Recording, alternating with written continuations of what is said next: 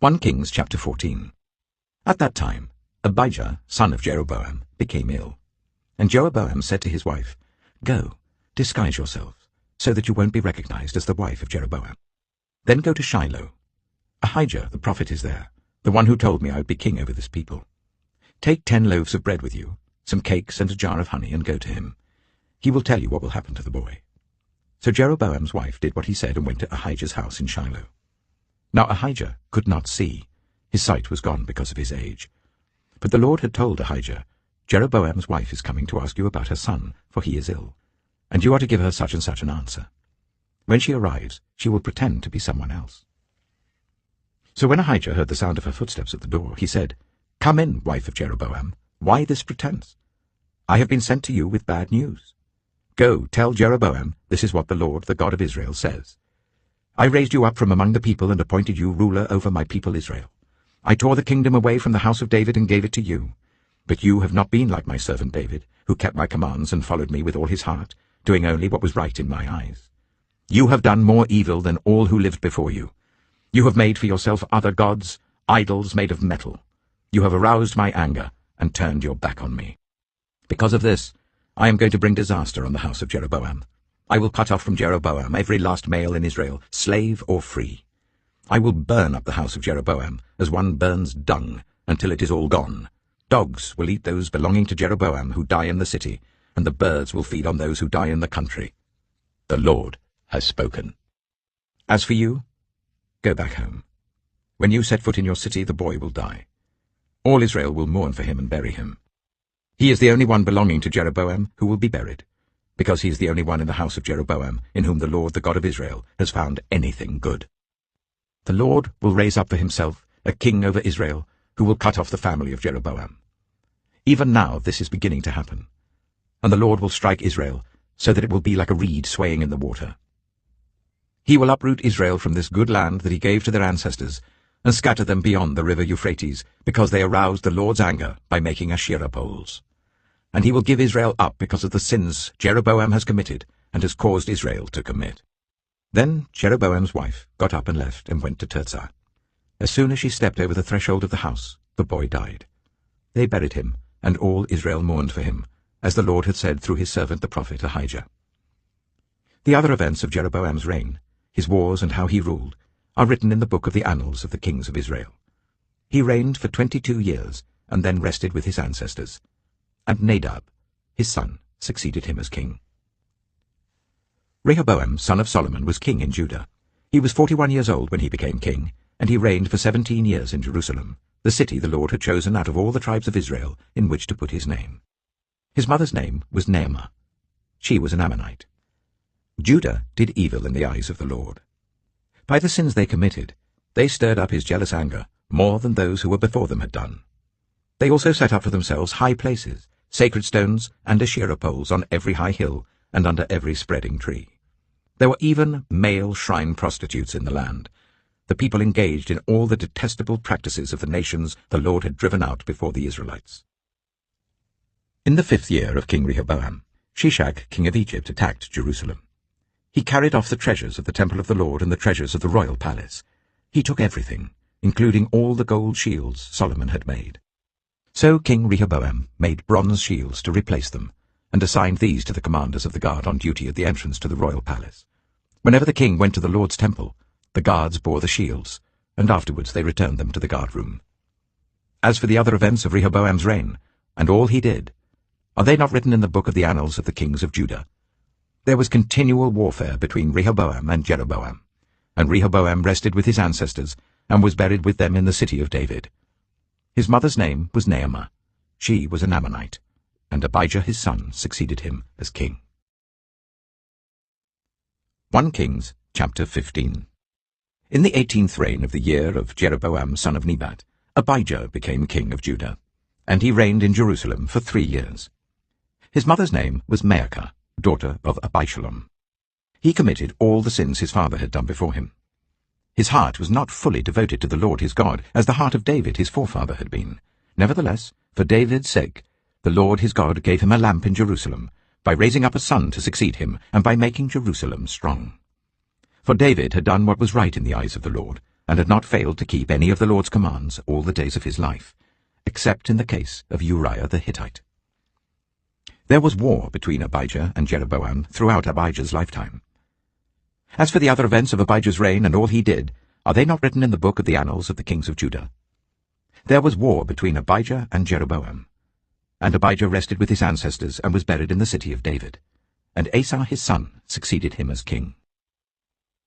In the 20th year of Jeroboam king of Israel, Asa became king of Judah, and he reigned in Jerusalem for 41 years. His grandmother's name was Maacah, daughter of Abishalom. Asa did what was right in the eyes of the Lord, as his father David had done. He expelled the male shrine prostitutes from the land, and got rid of all the idols his ancestors had made. He even deposed his grandmother Maacah from her position as queen mother, because she had made a repulsive image for the worship of Asherah. Asa cut it down and burned it in the Kidron Valley. Although he did not remove the high places, Asa's heart was fully committed to the Lord all his life. He brought into the temple of the Lord the silver and gold and the articles that he and his father had dedicated. There was war between Asa and Baasha, king of Israel, throughout their reigns. Baasha, king of Israel, went up against Judah and fortified Ramah to prevent anyone from leaving or entering the territory of Asa, king of Judah. Asa then took all the silver and gold that was left in the treasuries of the Lord's temple and of his own palace. He entrusted it to his officials and sent them to Ben-Hadad, son of Tabrimon, the son of Hezion, the king of Aram, who was ruling in Damascus. "Let there be a treaty between me and you," he said, "as there was between my father and your father. See, I am sending you a gift of silver and gold. Now break your treaty with Baasha, king of Israel, so that he will withdraw from me." Ben-Hadad agreed with King Asa, and sent the commander of his forces against the towns of Israel. He conquered Ijon, Dan, Abel, Beth-Maachah, and all Kinnereth, in addition to Naphtali. When Baasha heard this, he stopped building Ramah and withdrew to Tirzah. Then King Asa issued an order to all Judah, no one was exempt, and they carried away from Ramah the stones and timber Baasha had been using there. With them, King Asa built up Geba in Benjamin, and also Mizpah. As for all the other events of Asa's reign, all his achievements, all he did, and the cities he built, are they not written in the book of the annals of the kings of Judah? In his old age, however, his feet became diseased. Then Asa rested with his ancestors, and was buried with them in the city of his father David. And Jehoshaphat, his son, succeeded him as king. Nadab, son of Jeroboam, became king of Israel in the 2nd year of Asa, king of Judah, and he reigned over Israel for 2 years. He did evil in the eyes of the Lord, following the ways of his father, and committing the same sin his father had caused Israel to commit. Baasha, son of Ahijah, from the tribe of Issachar, plotted against him, and he struck him down at Gibbethon, a Philistine town, while Nadab and all Israel were besieging it. Baasha killed Nadab in the 3rd year of Asa, king of Judah, and succeeded him as king. As soon as he began to reign, he killed Jeroboam's whole family. He did not leave Jeroboam anyone that breathed, but destroyed them all, according to the word of the Lord, given through his servant Ahijah the Shilonite. This happened because of the sins Jeroboam had committed, and had caused Israel to commit, and because he aroused the anger of the Lord, the God of Israel. As for the other events of Nadab's reign, and all he did, are they not written in the book of the annals of the kings of Israel? There was war between Asa and Baasha, king of Israel, throughout their reigns. In the 3rd year of Asa, king of Judah, Baasha, son of Ahijah, became king of all Israel in Tirzah, and he reigned for 24 years. He did evil in the eyes of the Lord, following the ways of Jeroboam, and committing the same sin Jeroboam had caused Israel to commit. 1 Kings chapter 16. Then the word of the Lord came to Jehu, son of Hanani, concerning Baasha. I lifted you up from the dust, and appointed you ruler over my people Israel. But you followed the ways of Jeroboam, and caused my people Israel to sin, and to arouse my anger by their sins. So I am about to wipe out Baasha and his house, and I will make your house like that of Jeroboam son of Nebat. Dogs will eat those belonging to Baasha who die in the city, and birds will feed on those who die in the country. As for the other events of Baasha's reign, what he did and his achievements, are they not written in the book of the annals of the kings of Israel? Baasha rested with his ancestors and was buried in Tirzah, and Elah his son succeeded him as king.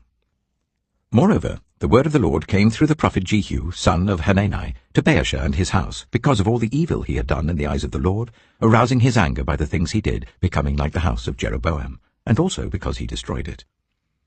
In the 26th year of Asa king of Judah, Elah son of Baasha became king of Israel, and he reigned in Tirzah for 2 years. Zimri, one of his officials, who had command of half his chariots, plotted against him. Elah was in Tirzah at the time, getting drunk in the home of Arza, the palace administrator at Tirzah. Zimri came in, struck him down, and killed him in the 27th year of Asa king of Judah. Then he succeeded him as king.